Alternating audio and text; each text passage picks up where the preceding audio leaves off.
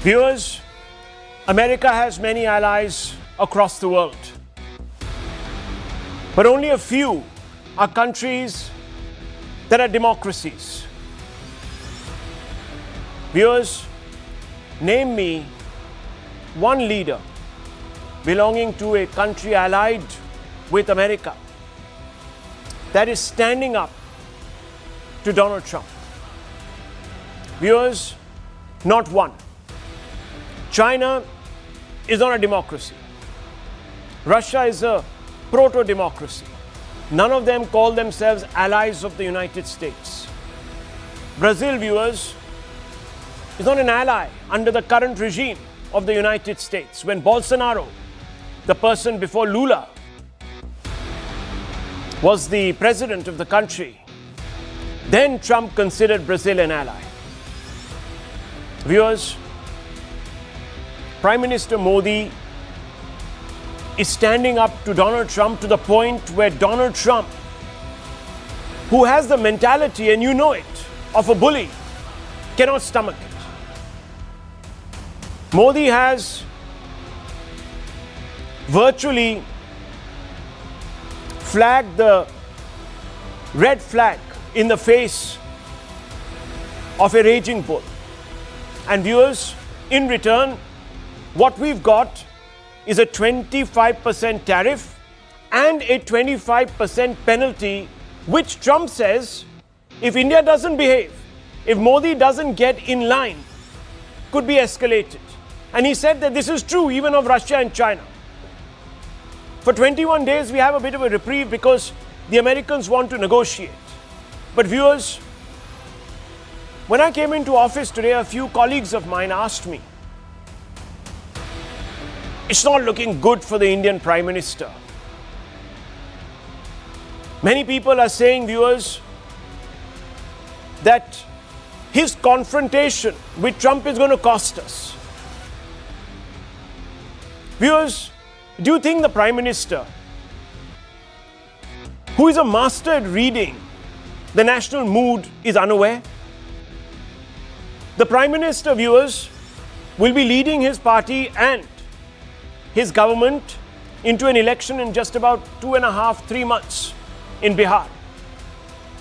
Does he want to lose that election because some people say that he put India in a situation with America that is bleeding us?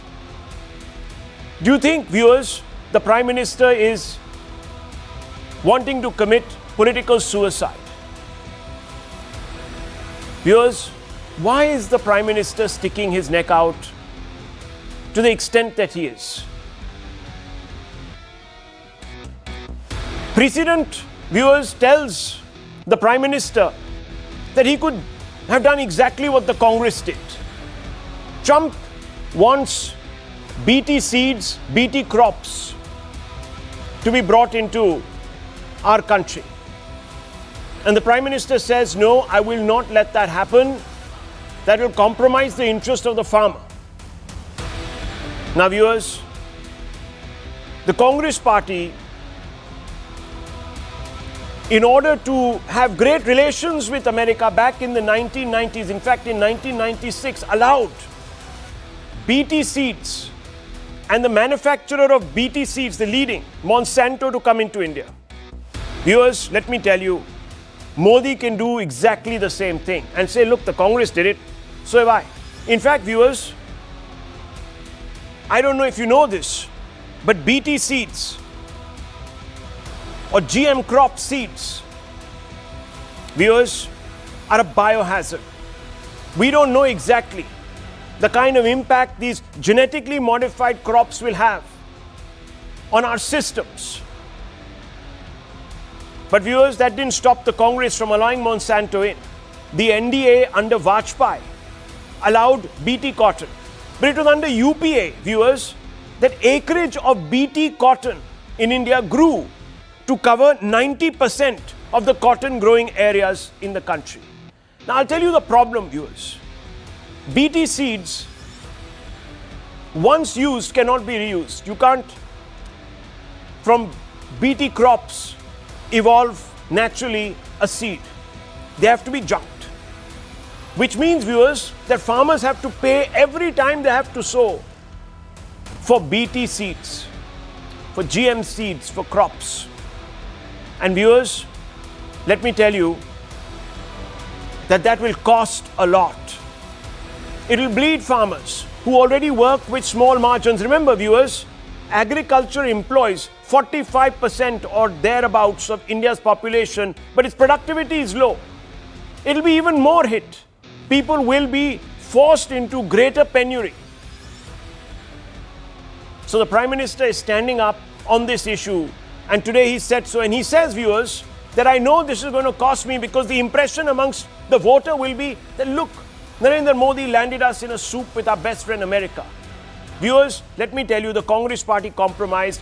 Jairam Ramesh, who is speaking loudest today, in 2010, under pressure, he was the environment minister then, under the UPA. He had to roll back on, viewers, GM crops. In fact, after BT cotton, the Congress approved GM brinjal to be sown in this country.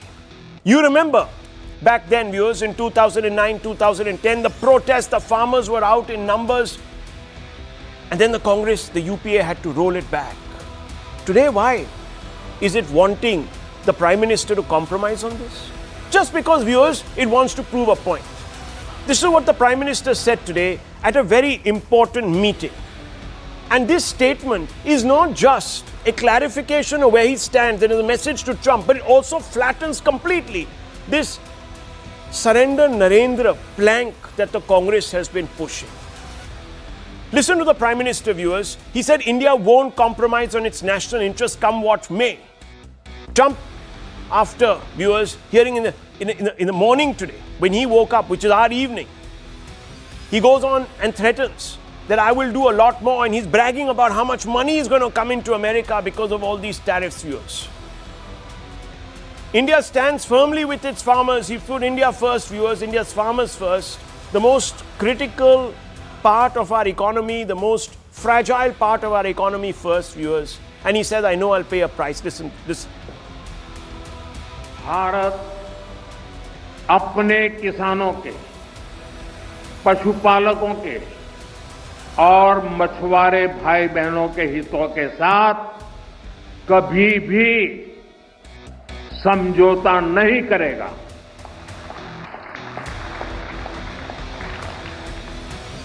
और मैं जानता हूं, व्यक्तिगत रूप से मुझे बहुत बड़ी कीमत चुकानी पड़ेगी, लेकिन मैं इसके लिए तैयार हूं। मेरे देश के किसानों के लिए, मेरे देश के मछुआरों के लिए, मेरे देश के पशुपालकों के लिए आज भारत तैयार है। The Prime Minister says, I know that I will have to pay a heavy price. Viewers, can you imagine? Can you imagine that there is somebody out there who wants to throw Modi under the bus because he's standing up for the Indian farmer? Yes, we need reforms, but not by bringing in GM crops, viewers, which can pose a biohazard to each Indian life and decimate Indian agriculture. To please whom, viewers? Some ginger-haired, wig-wearing bully called Trump? Think about it, viewers. So Modi's declaration that he knows he'll pay a heavy price is not just political rhetoric. It's a signal of sovereign resolve. Crucially, the NDA is united across the board behind the Prime Minister. Last evening, the government, speaking on behalf of all constituents, said tariffs are unfair, unjustified and unreasonable.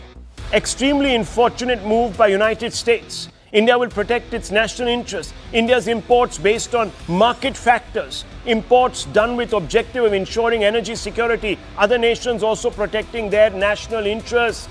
We're not doing something exceptional, viewers. China is doing it, Russia is doing it. Are they all fools? Brazil is doing it. Brazil, that has also been bracketed alongside India in the 50% category, viewers, is saying we will go to BRICS. By refusing to buckle under Washington's tariff blackmail, Modi has turned the tables. The very opposition that accused him of appeasement now finds itself mechanically parroting lines that have actually no basis. claims Prime Minister failed to protect India from tariffs threat. The fact is, viewers, that India maintains strategic autonomy, nation first stand. Viewers, I'll take you back many years when I was a young man in school. Viewers, there was something called the Dunkel draft. It was framed by an individual called Dunkel. It would have punished India's farmers. And at that time, viewers, a Congress government crawled before the WTO. And the farmers, led by Mahendra Singh Tiket's father, hit the streets in the thousands and pressured the then Congress government to backtrack because they were holding secret talks with this American lobby. Viewers, let me tell you that today we have a situation where the opposition, led by Rahul Gandhi, is coming out and saying, and I quote him, Trump's 50% tariff is economic blackmail and attempt to bully India into an unfair trade deal. PM Modi better not let his weakness override the interests of the Indian people. It takes strength, viewers. It takes gumption to stand up to Trump, to uphold the interests of the Indian people. You have to make up your mind tonight, viewers. Are you going to be with someone who parroted what Trump said and rubbished the Indian economy? Or are you going to be with somebody who has decided, viewers, that even if it means that he will sacrifice his political capital, he will not let America's hegemony flatten our economy? Viewers, let's open this up for a conversation